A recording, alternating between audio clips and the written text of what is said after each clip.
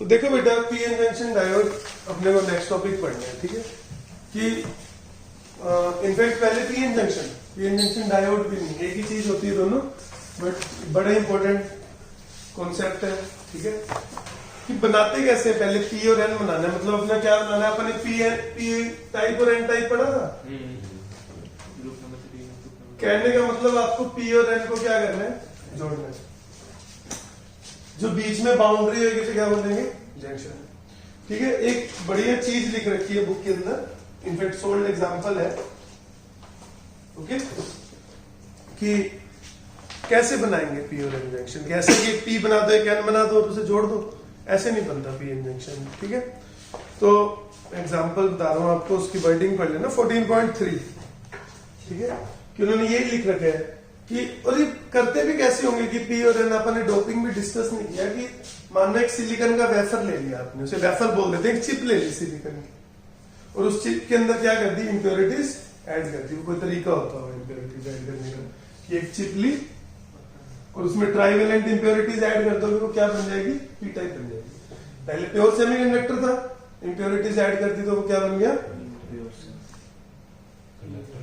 Impure semiconductor. Dope semiconductor trivalent impurity add करोगे तो क्या बन जाएगा, पी टाइप, ठीक है। अब ऐसे नहीं करते कि एक पी टाइप बना दिया और एन टाइप बना दिया और उन्हें जोड़ दिया, क्योंकि आप कितने भी अच्छे से जोड़ दो वो वापस वैसे की वैसी चीज नहीं बनती। मतलब मान लो ये अपने पास पेड़ की टहनी तोड़ दी अपने, आप वापस उसे उस लेवल पर दोबारा जोड़ नहीं सकते। ऐसे नहीं जोड़ सकते कि जोड़ दिया वापस से वो पेड़ की टहनी उगने लग जाएगी, वो सूखेगी, क्योंकि वो कभी इंटरमोलिकुलर लेवल पर कनेक्ट नहीं होगी, ठीक है। और अपने किस लेवल पे कनेक्ट करना है, इंटरमोलिकुलर लेवल पर, ओके। तो आप क्या करते हो इसको बनाने के लिए, कि पहले वेफर लो, ट्राइवेलेंट इंप्योरिटी ऐड करते हैं, पूरा का पूरा क्या बन गया, पी टाइप। अब एक साइड पर ज्यादा पेंटावेलेंट इंप्योरिटी ऐड कर दो, तो एक साइड क्या बन जाएगी, एन टाइप, और एक साइड क्या रह जाएगी, पी टाइप, ठीक है। तो ये पी और एन बन गए पहले, ठीक है। पेपर में क्वेश्चन आता है कि how a P N junction is formed, कि पी एन जंक्शन कैसे बनता है, इसे बड़े ध्यान से समझना है, ठीक है। बहुत ही इंपॉर्टेंट चीज है ये, पेपर का बहुत इंपॉर्टेंट क्वेश्चन। मैं और भी बताऊंगा तुम्हें कैसे कैसे पूछा जाता है। एक तो यही पूछा जाता है, how a P N junction is formed. तो क्या होता है बच्चों, इसमें क्या थे, मेजॉरिटी चार्ज कैरियर्स थे, होल्स। इसमें मेजॉरिटी चार्ज कैरियर्स क्या थे, इलेक्ट्रॉन्स।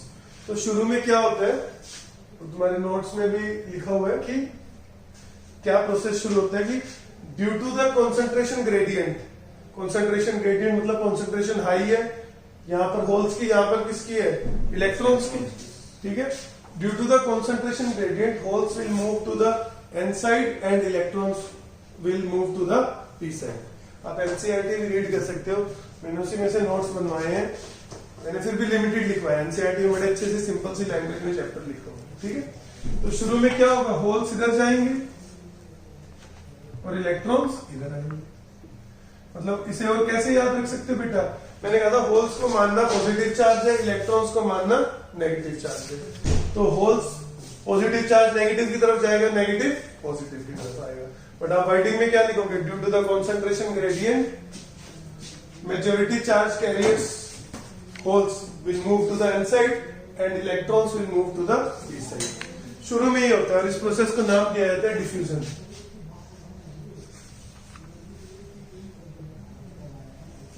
ठीक है। इतनी बात क्लियर है सबको, कि शुरू में मेजॉरिटी चार्ज कैरियर्स मूव करेंगे, उस प्रोसेस को क्या नाम दिया जाएगा, डिफ्यूजन। अब क्या होगा देखो बेटा, कि ये बाउंड्री बना लो, कि ये पी और ये एन, ठीक है। ये आपको समझाने के लिए है, आप इसी में फिर बाद में ऐसे बनाओगे, आप ये डायग्राम बनाओगे, ठीक है। तो होल्स क्या होंगे, यहां पर इकट्ठे होते जाएंगे बाउंड्री एन साइड, और इलेक्ट्रॉन्स यहां पर इकट्ठे होते जाएंगे, ठीक है। और इसको कैसे एक्सप्लेन कर रखे हैं बुक के अंदर, आप कैसे भी लिख सकते हो, क्योंकि होल्स इधर जा रहे थे तो यहाँ पॉजिटिव चार्ज इकट्ठा हो जाएगा, इलेक्ट्रॉन्स इधर जा रहे थे तो यहाँ क्या इकट्ठा हो जाएगा, नेगेटिव चार्ज। एक्चुअल में क्या होता है, क्योंकि जब यहां से इलेक्ट्रॉन्स जा रहे हैं, इलेक्ट्रॉन्स जाएंगे तो पीछे क्या छोड़ जाएंगे, वैकेंसी। इधर से होल जाएंगे तो पीछे क्या छोड़ जाएंगे, नेगेटिव चार्ज। वो एक ही बात होती है कि अगर पॉजिटिव चार्ज चला गया तो पीछे क्या रहेगा, नेगेटिव चार्ज। तो यहाँ पर ये चार्ज एक्यूमुलेट होते जाएंगे, इसकी वजह से यहाँ पर क्या प्रोड्यूस हो जाएगा, बीच में इलेक्ट्रिक फील्ड किस तरफ होगा, प्लस से माइनस की तरफ। अब ये इलेक्ट्रिक फील्ड क्या करेगा बेटा, होल्स इधर जा रहे थे, इलेक्ट्रिक फील्ड किधर फोर्स लगाएगा, होल्स पे इधर, मतलब ये इलेक्ट्रिक फील्ड होल्स को उधर जाने से रोकेगा। शुरू में होल्स जाएंगे, धीरे धीरे इलेक्ट्रिक फील्ड बढ़ता रहेगा और होल्स को उधर जाने से रोकेगा। या ऐसे भी देख सकते हैं, जब ये पॉजिटिव चार्ज इकट्ठा होता जाएगा तो ये होल्स को क्या करेगा, रिपेल। तो शुरू में डिफ्यूजन प्रोसेस फास्ट होगा, बट धीरे धीरे क्या होता रहेगा, कम। पैरेलली क्या साथ में शुरू हो जाएगा, ये इलेक्ट्रिक फील्ड इधर फोर्स लगाएगा, किस पे लगाएगा, होल्स पे। यहां पर जो होल्स है, माइनॉरिटी चार्ज कैरियर्स है, वो इस तरफ मूव होना शुरू हो जाएंगे। होल्स पे इधर फोर्स लग रहा है, इलेक्ट्रॉन्स पे इधर फोर्स लगेगा, इलेक्ट्रॉन्स इधर मूव होना शुरू हो जाएंगे। अब कौन मूव हो रहा है साथ में, माइनॉरिटी चार्ज कैरियर्स। वो कौन से थे, मेजॉरिटी चार्ज कैरियर्स, सभी कौन से, माइनॉरिटी चार्ज कैरियर्स। इस प्रोसेस को नाम दिया जाता है ड्रिफ्ट। ठीक है, मैं एक बार रिपीट कर रहा हूं कि पीएन जंक्शन आपने बनाना है कि हमने एक वेफर लिया, उसमें पूरे पे पहले पी टाइप बना दिया, फिर एक साइड पे पेंटावेलेंट इंप्योरिटी ऐड कर दी, ज्यादा कर दी तो वो एड टाइप बन गया। तो जब ये ऐसा करते हैं तो यहाँ पर बीच में एक जंक्शन बन जाता है, पीएन जंक्शन। तो पेपर में पूछा जाता है how a PN junction is formed. अभी आपको पता नहीं है कि पीएन जंक्शन क्या चीज है, ठीक है। तो आप देख रहे हैं कि क्या बनेगा और उसे आप क्या बोलेंगे, पीएन जंक्शन। शुरू में क्योंकि मेजॉरिटी चार्ज कैरियर्स यहाँ होल्स ज्यादा है, वहां इलेक्ट्रॉन ज्यादा है, होल्स इधर जाएंगे, इलेक्ट्रॉन्स इधर आएंगे, ठीक है। उसकी वजह से चार्जेस डेवलप होंगे, चार्जेस डेवलप करके क्या करेंगे, डिफ्यूजन को रोकेंगे और ड्रिफ्ट को बढ़ाएंगे। ठीक है बेटा बात। एक बार पेपर में क्वेश्चन पूछा था सिंपल 1 नंबर का कि name the two processes, name the two important processes involve in the formation of PN junction. तो कौन सी प्रोसेसेस थी, डिफ्यूजन एंड ड्रिफ्ट। और याद रखो कि डिफ्यूजन क्या है, मेजॉरिटी चार्ज कैरियर्स को मूव करना, और ड्रिफ्ट किसके है, माइनॉरिटी चार्ज कैरियर्स का। ओके, क्या होगा शुरू में कि मान लो एकदम डिफ्यूजन यह है, ड्रिफ्ट तो 0 है, धीरे धीरे डिफ्यूजन कम होता जाएगा, ड्रिफ्ट बढ़ता जाएगा। एक टाइम पे डिफ्यूजन और ड्रिफ्ट क्या जाएंगे, इक्वल। जब वो इक्वल हो जाएंगे आप क्या कहेंगे, पीएन जंक्शन फॉर्म हो गया, क्योंकि इक्विलिब्रियम में हो गया। जितने होल्स इधर जा रहे होंगे इतने होल्स इधर, जितने इलेक्ट्रॉन्स इधर इतने इलेक्ट्रॉन्स इधर, इक्विलिब्रियम में हो गया सिस्टम। तो आप क्या कहेंगे, अपना क्या बन गया, पीएन जंक्शन। ठीक है। डिफ्यूजन प्रोसेस की वजह से जो करंट होता है उसे डिफ्यूजन करंट बोलते हैं, ड्रिफ्ट की वजह से होता है उसे ड्रिफ्ट। और डिफ्यूजन करंट इधर होगा जिधर पॉजिटिव चार्ज जाता है, ड्रिफ्ट करंट किधर होगा, इधर। देखो होल्स उधर जा रहे हैं तो करंट उधर, इलेक्ट्रॉन्स इधर जा रहे हैं तो उनका करंट भी उधर। तो डिफ्यूजन करंट उस साइड होगा, ड्रिफ्ट करंट इस साइड होगा। और इक्विलिब्रियम में डिफ्यूजन करंट और ड्रिफ्ट करंट क्या हो जाएंगे, इक्वल हो जाएंगे। ठीक है बेटा बात। फिर आगे देखो, ये बन गया अपना पीएन जंक्शन। ये पूरा एक्सप्लेन करके आना है आपको, डिफ्यूजन और ड्रिफ्ट। फिर 2 और टर्म्स आती हैं, उन टर्म्स की डेफिनेशन भी पूछ लेते हैं और ये पूछ लेते हैं वो कैसे बनी। ये यहां इलेक्ट्रिक फील्ड है, V किसके बराबर होता है, ED के, और ये मान लो D है। तो इस इलेक्ट्रिक फील्ड की वजह से यहां पर क्या क्रिएट हो गया, पोटेंशियल। इस पोटेंशियल को नाम दिया जाता है barrier potential.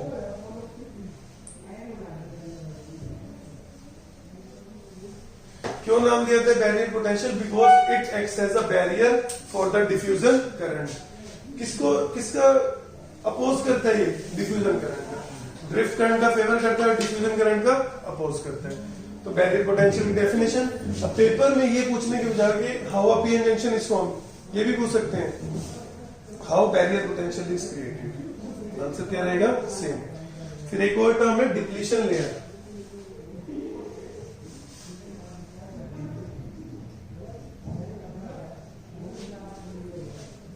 Okay, depletion layer, इसी लेयर को डिप्लीशन लेयर बोलते हैं जो बीच में है। ये छोटी सी जो लेयर बनेगी इसे क्या बोलेंगे, डिप्लीशन लेयर। ठीक है। डिप्लीशन आपने वर्ड सुना होगा, डिप्लीटेड। इसके बीच में क्या होता है बेटा, कोई फ्री चार्जेस नहीं होते। क्यों नहीं होते फ्री चार्जेस, तो यहां इलेक्ट्रिक फील्ड है बेटा, यहां पर कभी कोई फ्री चार्ज नहीं होगा। होल होगा तो किधर चला जाएगा, इस तरफ, इलेक्ट्रॉन होगा तो इस तरफ। तो बीच में जो रीजन है ये चार्ज फ्री रीजन होता है। इसमें कोई फ्री चार्जेस नहीं होते। चार्ज तो हर जगह होते हैं, फ्री चार्जेस नहीं होते, because this region is depleted of the free charges, that is why this is called depletion region या depletion layer। इसकी width बहुत कम होती है, ऐसे कुछ few माइक्रोमीटर होती है, 1/10 of a माइक्रोमीटर, मतलब 10 की पावर -7 की ऑर्डर की। और तुम्हें पता है ये लगभग कितना होता है, अपन थिन फॉइल पढ़ चुके हैं, वो भी कितने थी, 10 की पावर -7, बहुत पतला सा कुछ बनता होगा बीच में, ठीक है। तो ये सारी terms diffusion, drift, barrier potential और डिप्लीशन लेयर, पेपर में पूछते हैं define barrier potential, define depletion layer and explain how these are formed. तो क्या बताना है, how PN junction is formed, ठीक है बात। Diffusion majority charge carriers, drift minority charge carriers. तो वेरी वेरी इंपॉर्टेंट क्वेश्चन, ये तुम्हारा जैसे एक क्वेश्चन मैंने कहा था वो एनर्जी बैंड वाला, फिर कि एनर्जी बैंड डायग्राम बनाओ पी टाइप और एन टाइप पे। थर्ड क्वेश्चन है how a PN junction is formed. फिर फोर्थ होता है बेटा पीएन जंक्शन डायोड। फोर्थ में नेक्स्ट टॉपिक है पीएन जंक्शन डायोड, ठीक है। बस यही जो पीएन जंक्शन होता है ना,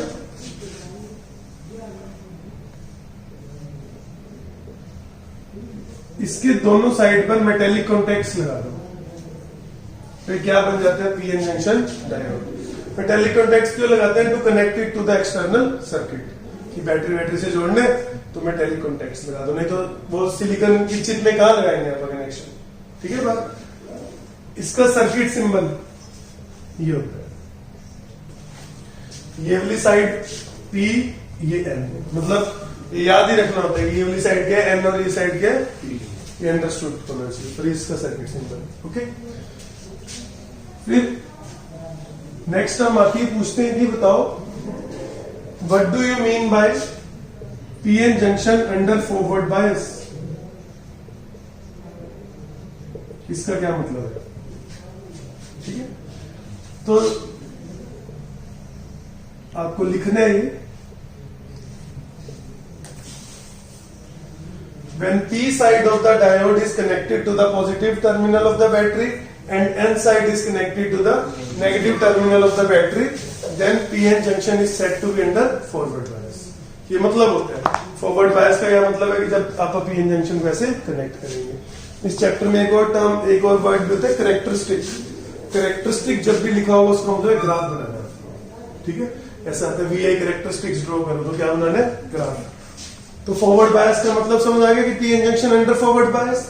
अब क्या होगा बेटा, देखो इसे ध्यान से, जब आप इसे फॉरवर्ड बायस करोगे ये पॉजिटिव को रिपेल करेगा, होल्स क्या करेंगे उस तरफ मूव। बेसिकली बैटरी क्या करती है, ये सारी बातें ध्यान से, इनके ऊपर क्वेश्चन बनते हैं और तुम्हारे पेपर में भी क्वेश्चन आएंगे, प्रीवियस ईयर में ऐसे क्वेश्चन आए छोटी छोटी बातों पर। फॉरवर्ड बायस में तो क्या होगा, ये जो डिप्लीशन लेयर है इसकी विड्थ क्या हो जाएगी, कम हो जाएगी, और बैरियर पोटेंशियल भी क्या हो जाएगा, कम हो जाएगा। मतलब मान लो बैरियर पोटेंशियल पहले 5 वोल्ट था, आपने 2 वोल्ट की बैटरी लगा दी, तो बैरियर पोटेंशियल कितना रह जाएगा, 3 वोल्ट। और डिप्लीशन जो लेयर है उसकी जो विड्थ है वो डायरेक्टली प्रोपोर्शनल क्या होती है, बैरियर पोटेंशियल। ज्यादा बैरियर पोटेंशियल तो ज्यादा विड्थ। याद रख लो इतनी बात। फॉरवर्ड बायस करेंगे तो क्या होगा, डिप्लीशन लेयर की विड्थ कम हो जाएगी और बैटरी पोटेंशियल भी क्या हो जाएगा, कम। 5 था, 2 लगाया तो कितना रह गया, 3। अगर 7 वोल्ट लगाएंगे तो कितना रह जाएगा, 2, खत्म हो जाएगा, 0 हो जाएगा, ठीक है। 5 पे 0 हो जाएगा, उसके बाद बस डिप्लीशन विड्थ भी खत्म हो जाएगी, बैरियर पोटेंशियल भी क्या हो जाएगा, खत्म हो जाएगा, ठीक है। तो जब जैसे फॉरवर्ड बायस में लगाओगे बैरियर पोटेंशियल भी कम हो जाएगा, डिप्लीशन लेयर की विड्थ भी क्या हो जाएगी, कम। अब देखो बैरियर पोटेंशियल कम हो गया, तो बैरियर पोटेंशियल किसके लिए बैरियर में काम कर रहा था, डिफ्यूजन करंट के लिए। तो डिफ्यूजन करंट फ्लो करेगा, होल से इधर इस तरफ जा रही थी तो इस तरफ करंट फ्लो करेगा। ड्रिफ्ट करंट भी होगा बट वो क्या होता है, नेग्लिजिबल। सारा करंट क्या होगा, डिफ्यूजन करंट, ओके। तो ऐसा बोला जाता है जब फॉरवर्ड बायस में होगा तो पीएन जंक्शन क्या होता है, PN junction is in conducting state, conduct करता है करंट को, और करंट भी क्या जाएगा, लिमिटेड करंट जाएगा बेटा, ऐसे बहुत करंट नहीं जाएगा। इतनी बात क्लियर है। जैसे फॉरवर्ड बायस में कौन सा करंट फ्लो करेगा, डिफ्यूजन करंट, ओके। और आप क्या कहेंगे, पीएन जंक्शन किसमें, कंडक्टिंग स्टेट में। डिप्लीशन लेयर की विड्थ कम हो जाएगी और बैरियर पोटेंशियल भी क्या हो जाएगा, कम, ठीक है। फिर रिवर्स बायस में देखो,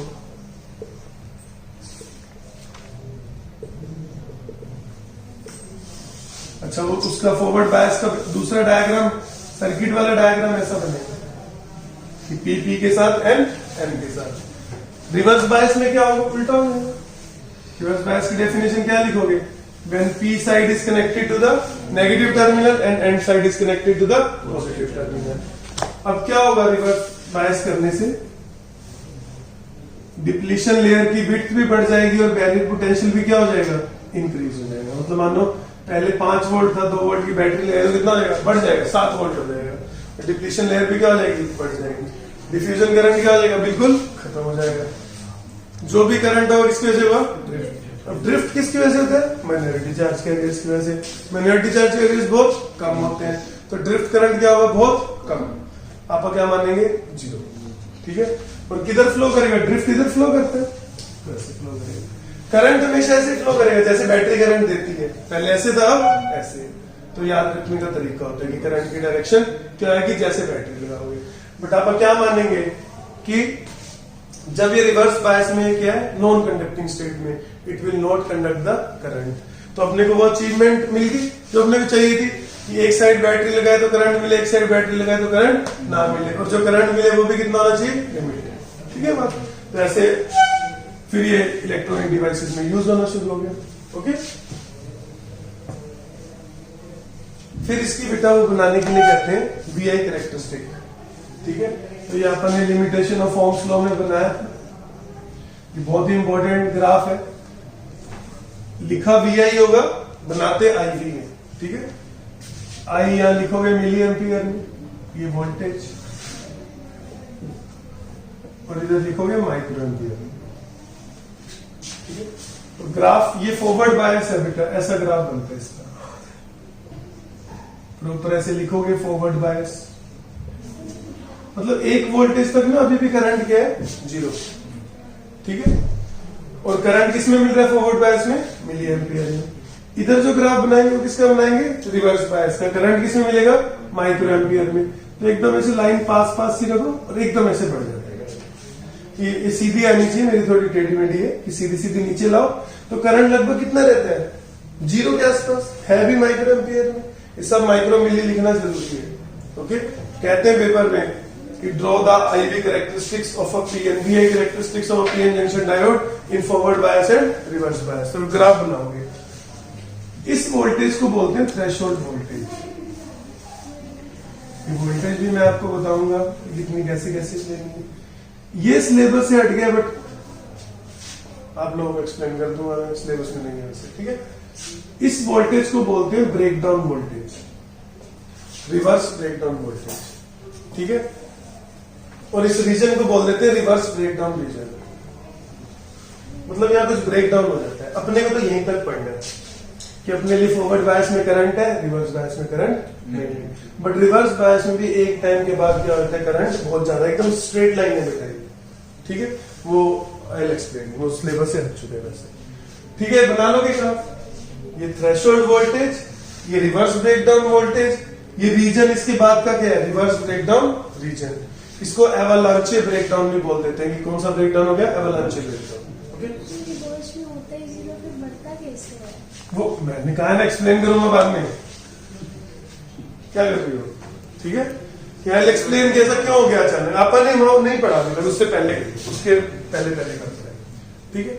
अब देखो, एक बेटा एनर्जी गैप, और याद रखोगे एनर्जी गैप होता है सिलिकॉन का 1.1, जर्मेनियम का होता है 0.7। थोड़ा ध्यान रखो, जर्मेनियम का कम होगा, जैसे नीचे जाते जाएंगे एनर्जी गैप क्या होता रहेगा, कम, वो ग्रुप में पीरियोडिक टेबल के अंदर, ठीक है।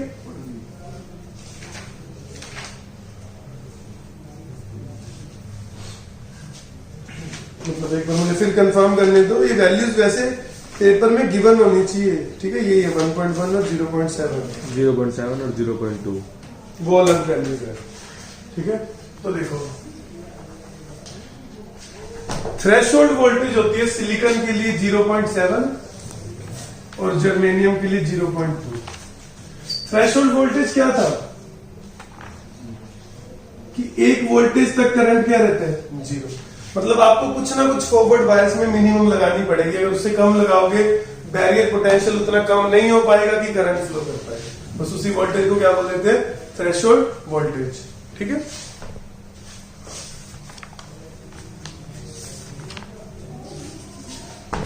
इसका मैं यूज बताऊंगा क्या करना है। जेईई मेंस में क्वेश्चन आया होगा इसके ऊपर बेस्ड।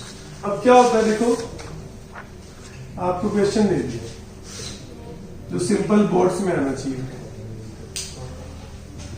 ये बताओ, ये डायोड फॉरवर्ड बायस में, रिवर्स बायस में? Forward bias. कंडक्टिंग में करंट कितना होगा, 2। इसका रेजिस्टेंस ले लो 0, करंट होगा 2। ठीक है, अब अगर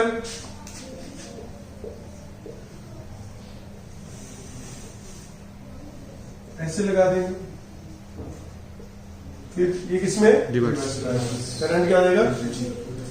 अब जब ये जेईई मेंस में ये वाला क्वेश्चन आया और इन्होंने ये दे दिया सिलिकॉन डायोड है, ठीक है, और ये नहीं बताया कि इसकी थ्रेशोल्ड वोल्टेज नहीं बताई, ऑप्शन में 2 एम्पियर नहीं था। ठीक है, तो मुझे भी, मेरे से भी नहीं आता क्वेश्चन, मुझे नहीं समझ आया क्या हो गया। ठीक है, तो बेसिकली मैंने कहा सिलिकॉन डायोड है तो इसकी थ्रेशोल्ड वोल्टेज मैंने बताई थी कितनी, 0.7। मैं 10 में से 0.7 ये ले, बाकी कितनी बची, 9.3। तो करंट क्या आएगा, 9.3 डिवाइड बाय 5। ठीक है, जर्मेनियम होता तो उसका था 0.2 और वैल्यू नहीं दे रखी थी, तो हमको ये वो ही मान के बैठे थे, तो आपको याद होनी चाहिए। ठीक है, तो इसीलिए मुझे तो जेईई मेंस पसंद भी नहीं है। ठीक है, ऐसी फालतू की हरकतें करते हैं हमारे टाइम से वो। ठीक है, कुछ भी दे देते हैं मतलब। तो इतनी बात क्लियर। अब एक बार पेपर में क्वेश्चन आया, देखो मतलब ऐसे बच्चों पे तो मुझे ना, तुम बच्चों पे तो विश्वास ही नहीं है कि वीडियो पोस्ट है नहीं। ये क्वेश्चन पूछा प्रीवियस ईयर का था। ठीक है, बहुत प्रीवियस ईयर नहीं, 2017 का होगा। ठीक है, कि नवप्रीत का कुछ साल था, प्रैक्टिकल लेने उसने डायग्राम बनाया। उसने पूछा, मैं उससे पूछता था कि बेटा कर रखे सब कुछ, प्रीवियस ईयर कर लिए? हाँ कर लिए। क्वेश्चन पूछा प्रैक्टिकल के अंदर और प्रीवियस ईयर का क्वेश्चन था कि फॉरवर्ड बायस है, रिवर्स बायस, बंदी ब्लैंक। ठीक है, समझ नहीं आ रही। तुम बताओ कि फॉरवर्ड बायस है, रिवर्स बायस? अर्थिंग का क्या मतलब है, 0। प्लस माइनस क्या होता है, हाई और लो। तो ये लो है और वो क्या है, हाई। तो ये क्या है, रिवर्स बायस। ठीक है, 1 नंबर ऐसे क्वेश्चन पूछ रहा है, इज इट रिवर्स बायस और फॉरवर्ड बायस। ठीक है, फिर इसके बाद ये सारी टर्म्स की डेफिनेशन मैंने लिखवा रखी है कि बुक से भी चेक कर सकते हो। Threshold voltage, reverse breakdown voltage, reverse saturation current and all. ठीक है, लास्ट चीज अब आप बस करेंगे कि डायनेमिक रेजिस्टेंस।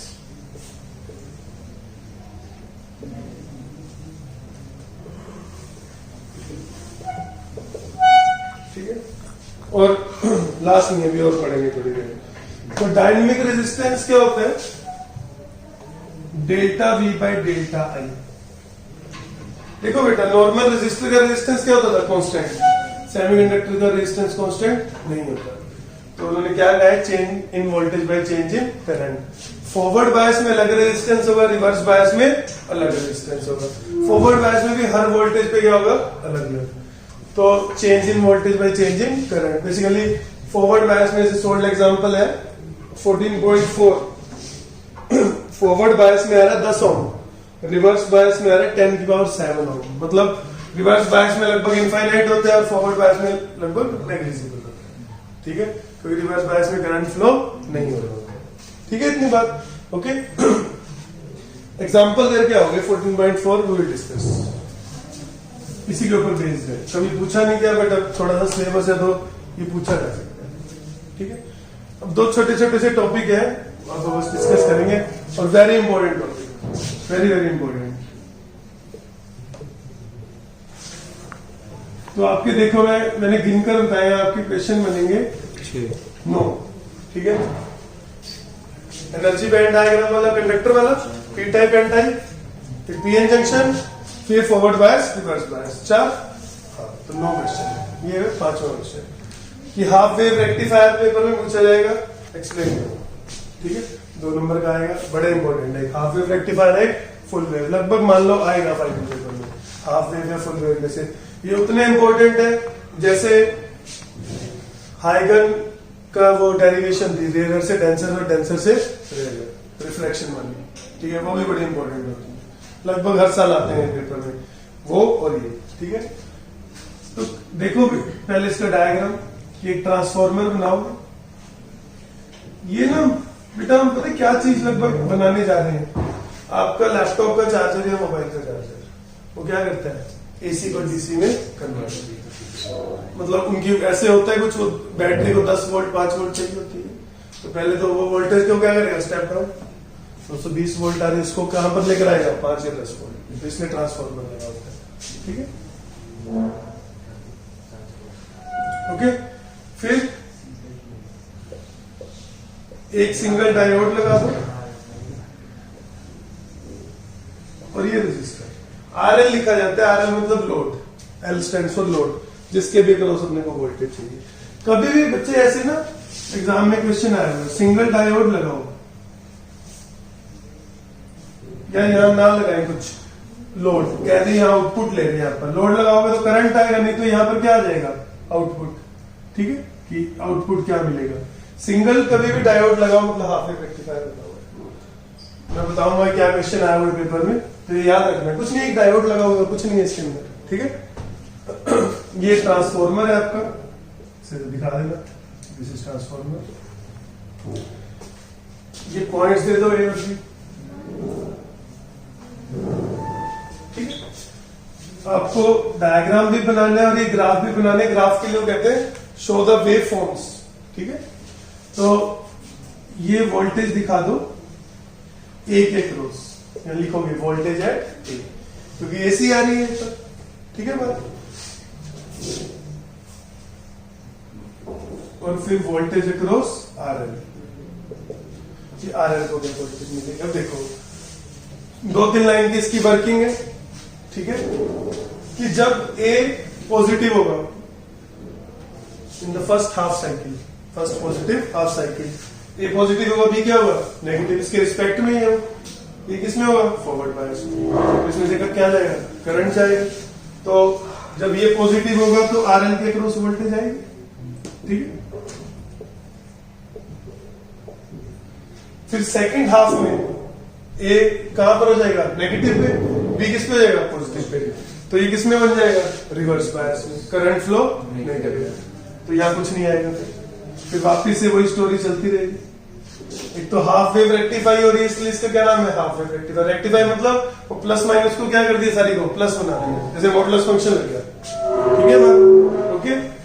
तो ऐसे ये हाफ वेव रेक्टिफाई करेगा, और इसका नाम हाफ वेव रेक्टिफायर है। दोनों डायग्राम और थोड़ी सी वर्किंग, कि पहले फॉरवर्ड बायस होगा, करंट फ्लो करेगा, फिर रिवर्स बायस होगा, करंट फ्लो, सिंपल सी बात है। क्लियर है सबको, ठीक है। अब एग्जाम में उन्होंने ऐसे डायोड दे दिया, 1 नंबर का क्वेश्चन दिया, कुछ इनपुट दे दिया बेटा,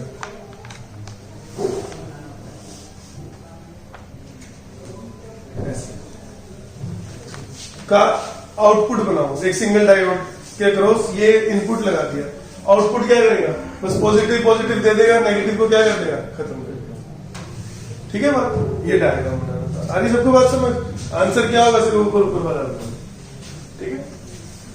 तो समझ आना चाहिए बच्चों को, ये नहीं पता चला होगा कि एक डायोड दिया हुआ है कि इस हाफ वेव रेक्टिफायर दे रहे हैं, ओके। फिर फुल वेव रेक्टिफायर है तो अच्छा रेक्टिफायर नहीं, क्योंकि ये तो आधी देरी रेक्टिफाई कर रहे, खराब होती है हमारी बिजली, ऐसा नहीं कि 50% एफिशिएंसी इसकी, 32% है, फुल वेव में भी कुछ ना कुछ खराब होती है, ठीक है। फुल वेव रेक्टिफायर,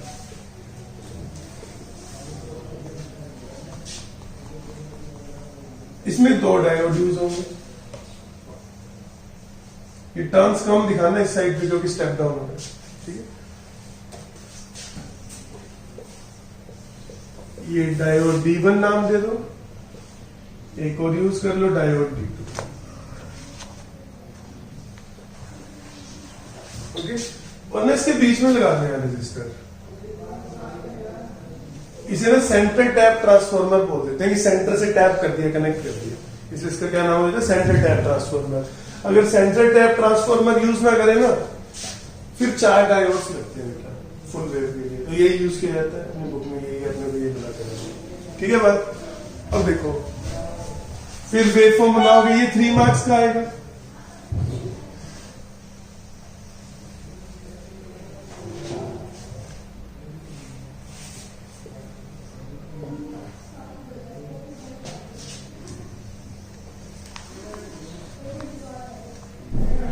ये फर्स्ट है वोल्टेज एट ए की वोल्टेज बना दी, तो बी की क्या होगी, उल्टी होगी। ये किसकी होगी, बी की, बिल्कुल उल्टा हो गया इसका।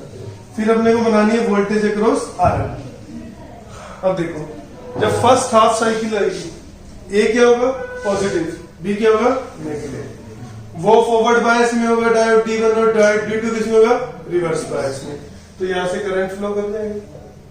ठीक, तो अपने को RL के अक्रॉस क्या मिल जाएगी, आउटपुट मिल जाएगी, या लिखोगे ड्यू टू D1। ठीक है बात।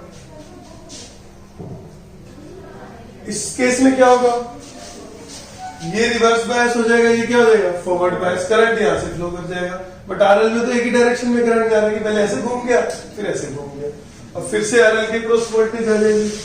ये क्या लिखोगे, ड्यू टू D2। ऐसे चलता रहेगा D1 D2, तो पूरी की पूरी प्लेन रेक्टिफाई।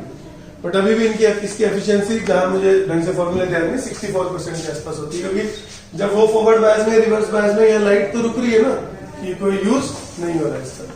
ठीक है, तो बड़ी सिंपल सा कंसेप्ट है बेटा, हाफ वेव रेक्टिफायर और फुल वेव रेक्टिफायर। कर लोगे इतना काम। इसमें एक और चीज अब ऐड करोगे अगर अच्छे से नंबर लाना चाहते हो। ये कंप्लीट है वैसे फुल वेव रेक्टिफायर। एक और डायग्राम बना देना, क्योंकि ये 3 नंबर का आता है। क्योंकि अभी भी अपने कैसी लाइट मिली, ऐसी ऐसी मिली है, कांस्टेंट नहीं मिल रही। डीसी मिल गई एक ही डायरेक्शन में, बट कांस्टेंट नहीं मिल रही। अपने क्या चाहिए, कांस्टेंट। तो क्या किया जाता है, देखो ये इनपुट एसी है, ये फुल वेव रेक्टिफायर है। इसके बाद ना इससे क्या आउटपुट मिल रहा था, फुल वेव रेक्टिफायर से ऐसे ऐसे वाला मिल रहा था। यह आरएल है, आरएल के पैरेलल में कैपेसिटर लगा दिया जाता है। ठीक है, या तो पैरेलल में कैपेसिटर लगा दो या सीरीज में इंडक्टर लगा दो, कोई भी एक काम कर सकते हो। ऐसे अगर पैरेलल में कैपेसिटर लगाए तो यहां पर अपने क्या मिलेगी, एकदम डीसी कांस्टेंट वैल्यू। ठीक है, इस कैपेसिटर या इंडक्टर को नाम दिया जाता है फिल्टर। ठीक है, इससे क्या होता है, वो जो ऐसे वाली वैल्यूज को क्या कर देते हैं, कांस्टेंट। मतलब अपने पास इनपुट क्या था, ये था, और आउटपुट क्या आएगा कि ये आना चाहिए, ये आ रहा था पहले, ये आएगा, कि जो मैक्सिमम वैल्यू थी वही आएगी और कांस्टेंट आएगी। ये इनपुट होगा और ये आउटपुट होगा। ठीक है बात, तो प्योर डीसी आ गई बस बिल्कुल। ठीक है, तो या तो कैपेसिटर को पैरेलल में लगा, ये डायग्राम बनाकर आ जाएगा बस, और आगे जितना पढ़ा है ये हो गया। कैपेसिटर पैरेलल में इंडक्टर, सीरीज में से क्या बोला जाता है, फिल्टर। थोड़ा सा आइडिया ले लो कि क्या करता होगा ये। देखो कैपेसिटर का रेजिस्टेंस शुरू में क्या होता है, 0, तो सारा का सारा करंट यहां चला जाता होगा, ये क्या हो जाता होगा, फुली चार्ज हो जाता होगा। ओके, अब वोल्टेज क्या होती है इसके क्रॉस, Q/C। अब ये इधर चार्ज देता रहता होगा और उधर से चार्ज लेता रहता होगा। इसका चार्ज कांस्टेंट रहता होगा और उसके क्रॉस वोल्टेज क्या रहती होगी, कांस्टेंट। तो इसके क्रॉस भी वोल्टेज क्या हो जाती होगी, कांस्टेंट। ऐसा कुछ काम होता होगा। ठीक है, तो आपको ध्यान रखना है कि अपने को रीजन नहीं बताना, बस अपने को एक ये डायग्राम और बता देना। ये लिख दोगे इनपुट, ये क्या लिखोगे, आउटपुट। ओके, ठीक है, इतना कंप्लीट कर लो। इसे 15 सेकंड बाद बंद करना होता है, वो चैप का चक्कर है। 5:05 पे कर देना। नहीं यार, वो कुछ वो ना पहले ही बंद कर देते हैं वीडियो, नहीं तो वो एड्स नहीं आने लगी थी।